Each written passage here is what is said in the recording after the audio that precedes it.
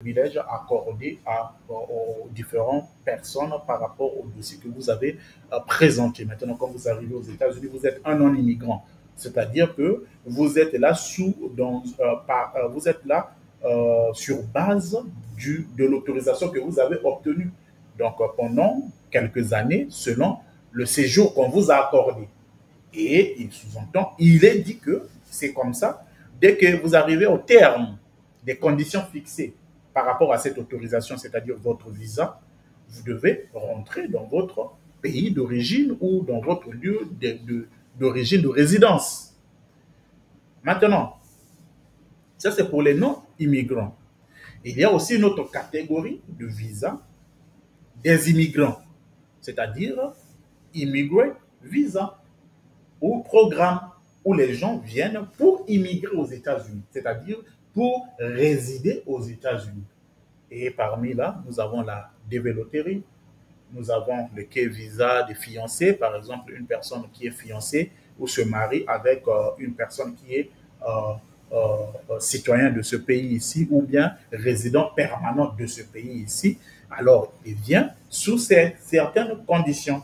Et les réfugiés qui viennent pour une procédure, qui ont participé à une procédure de refuge, ils viennent pour se réfugier, fuir la persécution dans leur pays pour résider maintenant aux États-Unis comme leur deuxième pays par rapport au pays qui les a autorisés ou la manière qu'ils sont rentrés. Une personne peut venir non immigrante, il arrive au territoire américain, alors il va vers une procédure, par exemple, avec la procédure de refuge, il va maintenant vers cette procédure-là parce que dans son pays, il fuit la persécution. Il devient immigrant. Il devient immigrant ou immigré, il immigre dans ce pays-là. C'est-à-dire qu'il va vers un autre statut légal. Donc, vous comprenez? Et ça, c'est d'abord l'agglomération ou bien les bases que je suis en train de poser sur ce débat, sur cet échange que nous sommes en train de faire sur la question concernant l'immigration aux États-Unis et la guerre contre l'immigration légale aux États-Unis. Donc, ça, c'est d'abord ça.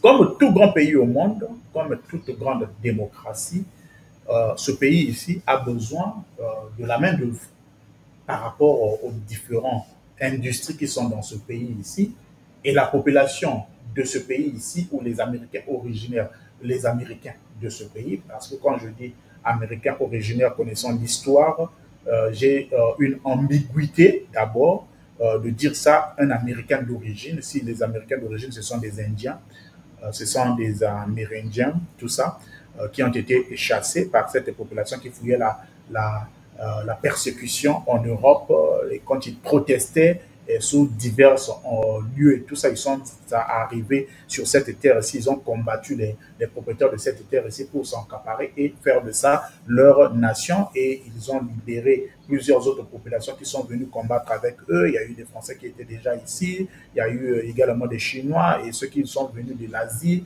de l'Europe, ils sont venus ici et tout ça et pour faire de cette nation ici une grande nation et ceux qui sont venus de l'Amérique du Sud. C'est ça le climat ou l'agglomération américaine l'American Dream, du rêve américain. C'est ça même les bases, le poumon même de ce pays ici qui a été construit par plusieurs pays et les Africains qui sont venus, qui sont venus de l'Afrique pour venir construire ce pays quand il y avait l'esclavagisme ou l'esclave, le traité des esclaves. Vous connaissez bien l'histoire. Donc, quand je parle, je veux dire, par exemple, les Américains d'origine, j'ai cette ambiguïté-là de le dire comme ça, parce que ça, c'est vrai.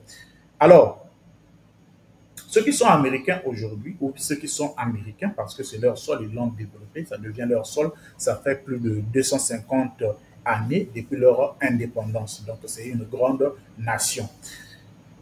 Ce pays ici a besoin de la main-d'œuvre et elle a besoin de la main-d'œuvre qualifiante et ils ont également besoin de la main-d'œuvre au niveau de la force du travail et un certain nombre de talents. Et la population ici ne fait pas tout le travail. Et il y a des travails dans chaque pays, chaque grande démocratie, moins rémunérés, où il n'y a pas assez de droits, il n'y a pas assez de bénéfices, et les populations, les citoyens de ce pays ici, n'aillent pas, ils ne partent pas vers, vers ce genre de travail. Par exemple, au niveau du travail de la construction, euh, la ferme, par exemple, plusieurs ne partent pas vers ce travail-là parce que ce sont des travails durs, moins rémunérés, avec moins de bénéfices et moins de protection, exposés. Les gens exposent leur vie à la mort, à la maladie, beaucoup de conséquences et autres, tout ça. Donc là, ils ont besoin d'une main étrangère. Ils ont besoin d'une main étrangère. Ils ont besoin d'une force venant des autres pays pour combler ce vide-là. Et alors, normalement, ils doivent maintenant créer des conditions, c'est-à-dire aller vers une procédure légale, reformer leur système afin de protéger ces travailleurs venant de l'étranger pour le développement de ce pays ici. Vous voyez? Et c'est là où la politique est toujours un grand désordre dans le sens où, quand ils savent qu'il y a quelque chose qui se passe ici, est-ce que ne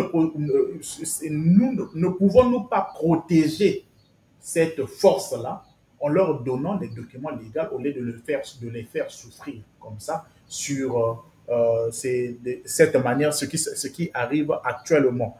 Et j'ai aimé le représentant Tom Suozzi qui a demandé une audience au président Trump. Il est de la minorité démocrate.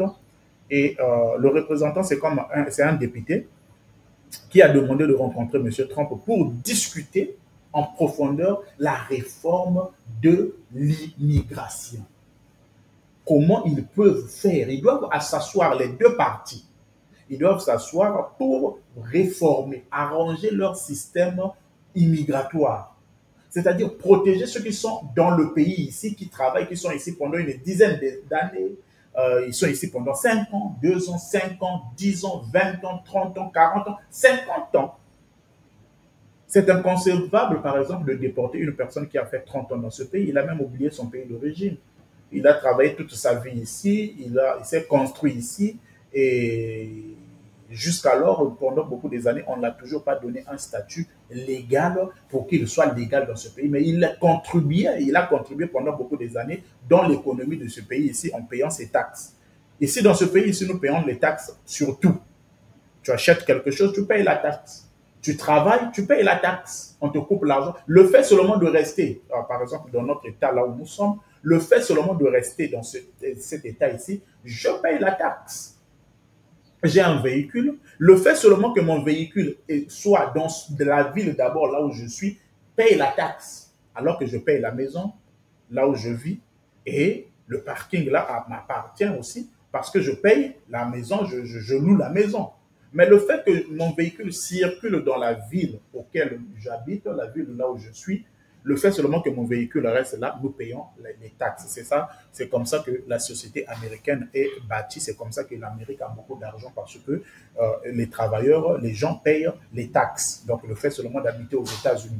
Et le système de taxes, c'est le système qui fait que les États-Unis soient un pays plus fort et un pays, le plus riche pays au monde, le plus riche pays au monde parce qu'ils ont reçu ce système-là. C'est là où les États comme l'Afrique ne réussissent pas. Les États comme l'Afrique, les pays comme l'Afrique ne réussissent pas ce côté-là. Alors, voilà pourquoi, euh, l'Afrique est toujours moins développée parce qu'il n'y a pas un système de taxes permanent. Il n'y a pas un système de taxes permanent en Afrique. Donc, l'Afrique, tout ce que nous avons comme richesse, quand ça rentre et c'est consommé comme ça, il n'y a pas un système de taxes permanent qui peut ramener l'argent au pays et afin qu'on puisse avoir beaucoup d'autres business, on puisse avoir les emplois puissent être créés. Voilà pourquoi le gouvernement n'a toujours pas l'argent, ne consomme que les richesses du pays. Donc, c'est un peu ça sur la stratégie, du gouvernement américain. Alors, touchant ça, et cela nécessite une réforme. Cela nécessite une réforme. Donald Trump, dès qu'il rentre au pouvoir, sur les 100 jours de son pouvoir, il a émis au moins 140 décrets sur l'immigration en 100 jours. Donc, comprenez déjà qu'en